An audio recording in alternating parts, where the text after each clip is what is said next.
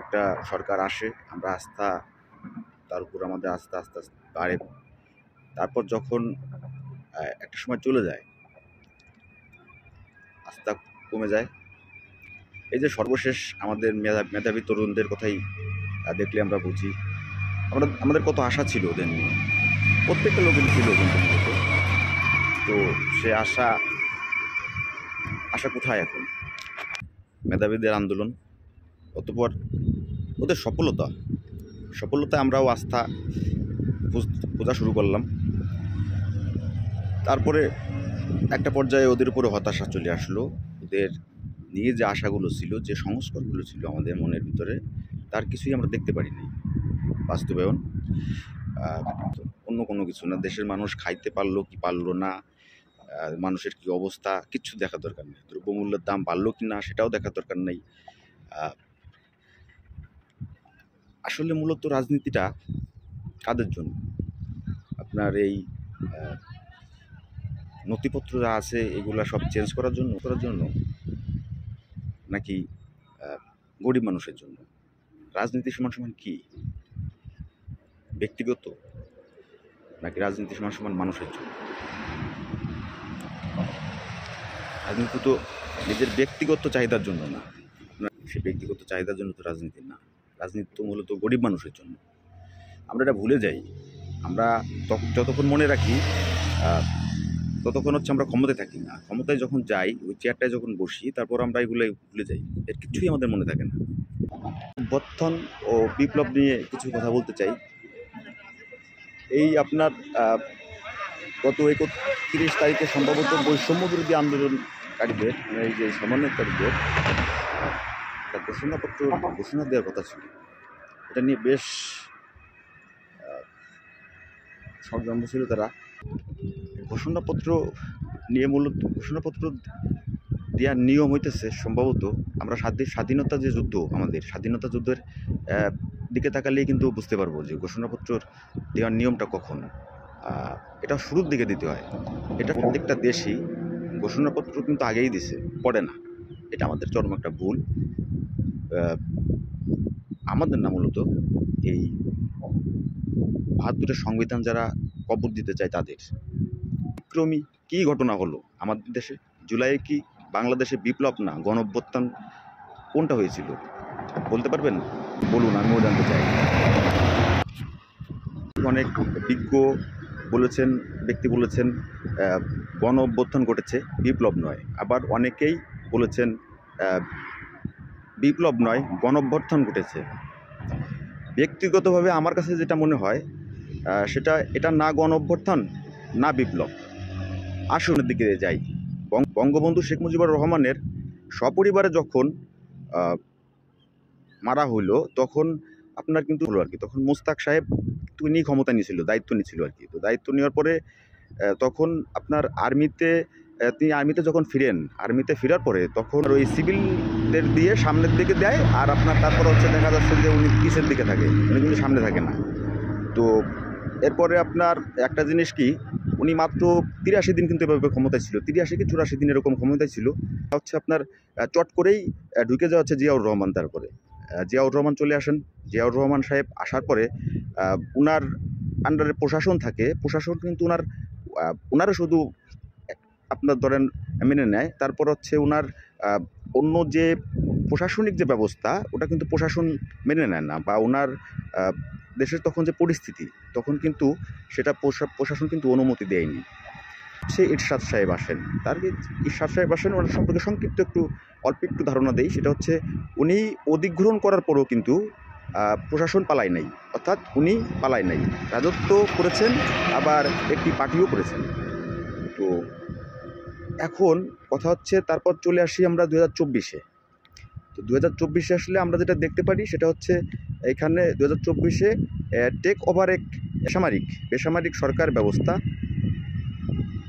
এটা হচ্ছে আপনি দেখলে বুঝবেন, টেক ওভার এক বেসামরিক সরকার ব্যবস্থা।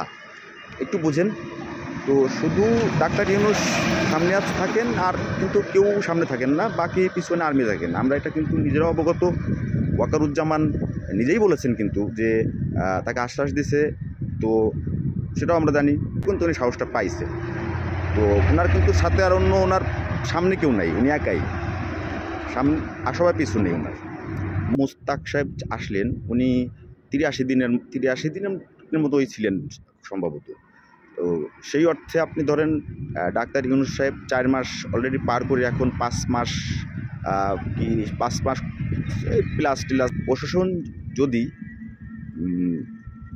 ওনার পিছনে না থাকেন, খুব সম্ভবত ওনার সাফল্য অর্জন করা সম্ভব ছিল না। প্রশাসনের জন্যই উনি টিকে আছেন। তো একটা জিনিস কি, ইউনূস সাহেব যেটা করেন তিনি সাফল্য পান, তার সাফল্যের রেকর্ড আছে। অলরেডি $20,000 নিয়ে এসেছে আমাদের জন্য। উনি একজন ভালো এবং গ্রহণযোগ্য মানুষ, তারপরেও প্রশাসন এখনও মাঠে নামে নেই। 106 ধারায় ক্ষমতায় আছেন এবং তিনি বৈধ। সাথে আমাদের সাংবিধানিকভাবে রাষ্ট্রপতিও আছেন। পরিবর্তন কি আমাদের এর আগে কখনো হয়েছে? হয়নি না হয়েছে? তাহলে আমরা কি হয়েছি বলুন? আমরা না বলতে পারলাম অভ্যর্থন হয়েছে, না পারলাম বলতে বিপ্লব হয়েছে। ধরেন বিপ্লব বলতে যা বোঝায় আমূল পরিবর্তন, যেমন কৃষি বিপ্লব মানে কি? যে সিস্টেমে কৃষিটা চলতেছে এটা চলবে না। শিল্প বিপ্লব, যে সিস্টেমে শিল্পটা চলতেছে চলবে না। রিভার্স তো বুঝেন, উল্টিয়ে দেওয়া, মানে আপনার বিপ্লব মানে হচ্ছে পরিবর্তন ঘটানো। আবার অনেক সময় রাষ্ট্রীয়ভাবে কি বিপ্লব আসে এটাও প্রশ্ন চলে আসে। আমরা এই প্রযন্ত্রে আছি, আমরা ইসলামিক গণপ্রজাতন্ত্রে যাব। এই যে একটা পরিবর্তন, এটাই রাষ্ট্রীয় পরিবর্তনের একটা ধারা। মূলত সর্বশেষ কথা হচ্ছে যে এটা এক কথায় বলা যায় যে আমূল পরিবর্তনকেই বিপ্লব বলে। কথা হচ্ছে সেই বিপ্লব যদি আপনি হিসাব করেন আমাদের নেত্রীর ক্ষেত্রে, আমি বলবো অনেক আছে বা হয়েছে। 2008-এর 30-29 নভেম্বর বা ডিসেম্বরে উনি ক্ষমতায় আসার পর 2009-এ 25শে ফেব্রুয়ারি যে ঘটনাটি ঘটেছিল তা এখনও অমীমাংসিত। এটা আমি তাকে পছন্দ করলেও বলবো সত্য কথাই বলবো, মিথ্যা কথা বলে কোনো লাভ নেই। আরেকটা জিনিস হলো কি, আমি যা বলি তাই করি, এটাও কিন্তু আপনার ওই বিপ্লবের ভিতরেই পড়ে। কিছু কথা থাকে, যেমন ডাক্তার ইউনূস সাহেব কিন্তু যখন বাংলাদেশে আসেন তখন উনি একটা কথা বলছিল, এটা উত্তেজনামূলক কথা, যেমন 7 সিস্টার নিয়ে। তো আমার মনে হয় যে উনি একজন বুদ্ধিমান, একজন নোবেল বিজয়ী মানুষ। ওনার শুরুতেই এইভাবে একটা উত্তেজনামূলক কথা পার্শ্ববর্তী দেশে আমার মনে হয় না যে বলা উচিত হয় নাই। উনি ইচ্ছা করলে কিন্তু, ওনার যদি কোনো কিছু এরকম প্ল্যানিং থাকতো, উনি এটা চুপচাপ নিজের মাথার ভিতরে রেখে আপনার ওই দেশে আসে, তারপরে কার্যকারিতা করতো, বা যেভাবে ভালো হইতো। সেনাবাহিনী আছে, আমাদের পুলিশ বাহিনী আছে, আরও নানা বাহিনী আছে, আমাদের অনেক জ্ঞানী মানুষ আছে, তাদের কাছে জিজ্ঞেস করলে পারতো।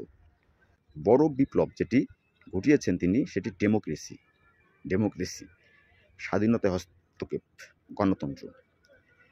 এটা ঠিক হয় না। এটা আমিও বলবো যে ওনার যে কারণে যে আক্রোশই থাকুক না কেন, এই ডেমোক্রেসির উপরে হস্তক্ষেপ করাটা উচিত হয় নাই।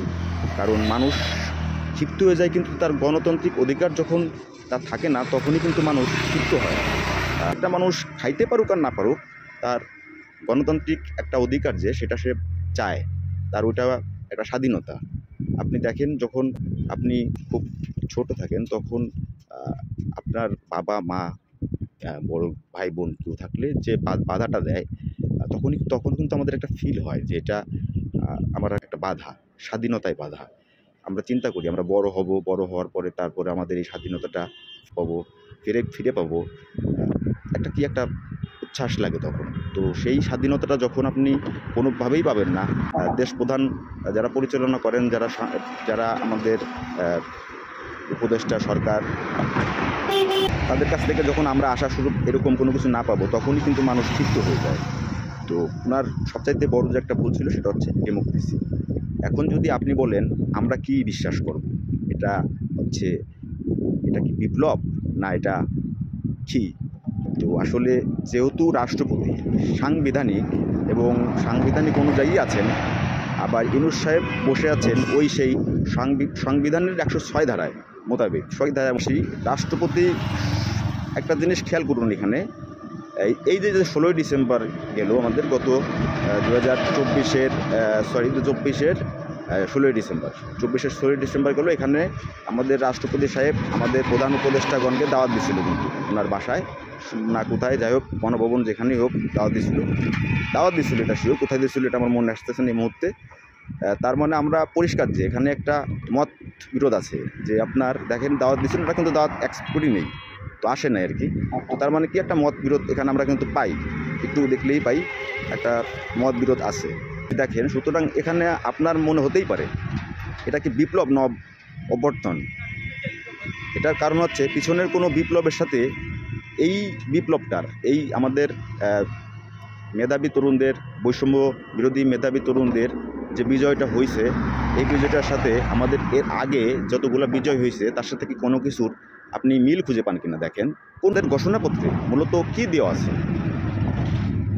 তাদের ঘোষণাপত্রে দিয়ে আছে মুজিববাদ সংবিধানকে কবর রচনা করবে বা আপনার দেবে আর কি। অর্থাৎ 1972 যে সংবিধানটা, এটাকেই তারা কবর দিতে চায়।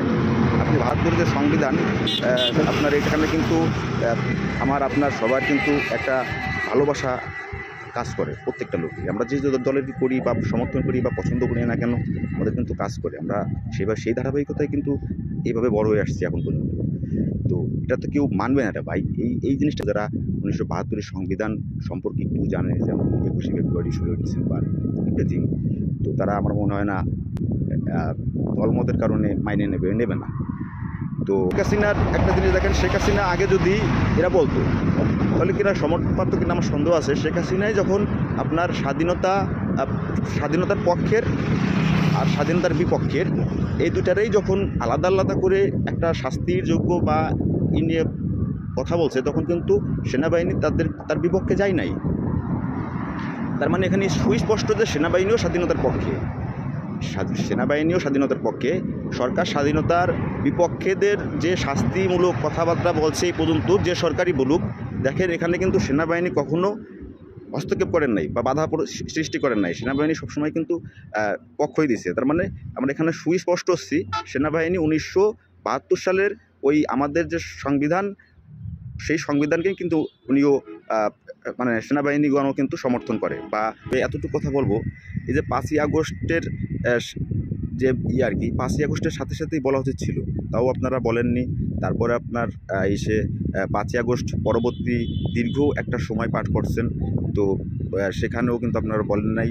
তারপরে হচ্ছে আপনার আচ্ছা ঠিক আছে, আপনি বলতে পারেন নাই, ব্যাপার না, ধরে নিলাম যে পরিস্থিতি তখন খুব খারাপ ছিল। কিন্তু সেই হিসেবে সরকার তখন বললেন এটার সাথে সরকারের কোনো সম্পর্কই নেই। এই যে আপনি যে ঘোষণাপত্রটা গত 31/12-তে আপনার দিতে চাইছিলেন, গণ অভ্যুত্থানের ঘোষণা, তো সেটা কিন্তু সরকার আপনার বলছিল যে এটা সরকারের সাথে কোনো সম্পর্ক নাই। অনেক বিজ্ঞদের কাছ থেকে শুনে এবং নিজে জেনে নাহিদ এবং হাসিব মাহমুদের স্ট্যাটাসে এর স্বরূপ মিল পেয়েছি। রিপ্লেসিং করে আবার সে বললো যে দেবে, মানে প্রথম বললো দেবে না, তারপরে আপনি তাকে রিপ্লেসিং করানোর পরে ঘোষণাপত্র সরকার দেবে বলেও ঘোষণা দিলেন। সরকার দিবে বলা মানেই হচ্ছে ছাত্ররা এখান থেকে বের হয়ে আসা আর কি, ছাত্ররা বের হয়ে আসা এবং আন্দোলনটাকে রূপান্তরিত করলো মার্চ ফর ইউনিটিতে। পরিবর্তন করে ফেললেন। পরিবর্তন করার মাধ্যমেই আবার জানুয়ারি 15-এর মধ্যেই এই ঘোষণাপত্রটি ঘোষণা দিতে হবে। মনে হয় যে আদৌ এটার বাস্তবায়ন হবে কি না বা হবে ঘোষণাপত্র, এবং এখান থেকে তাদেরকে শিফট করা হলো বলেও মনে হয়। এবং যদি ঘোষণা না হয়, আমরা যদি লিবারেশন অফ সংবিধান যদি দেখি, 71-এর প্রথম এটাকে আনা হলো 10 এপ্রিল, চূড়ান্ত করা হলো 17 এপ্রিল, এবং সেখানে সেই ঘোষণাপত্র এসেছিল, সেটা কিন্তু দেশ স্বাধীন হওয়ার পরে চলমান ছিল। তারপর যখন আমাদের 1972 সালের 16ই ডিসেম্বর আমাদের নতুন সংবিধান চূড়ান্ত হলো, তখন সেটি বাতিল করা হলো। কোনো দল তো বড় কথা না, দল কীভাবে তৈরি হয়? দল তো একক ব্যক্তিতে তৈরি হয় না, জনগণ দিয়েই তৈরি হয়। সেই জনগণই যদি না মানে, তাহলে দলও মানবে না, কারণ জনগণ আগে পরে দল। তো এই জন্য জনগণ যদি না মানে তাহলে আমার মনে হয় না যে কোনো দল সাহস করে নিজে এর সাথে থাকবে, আর অটোমেটিক তারাও সাইড হয়ে যাবে। তো অনেক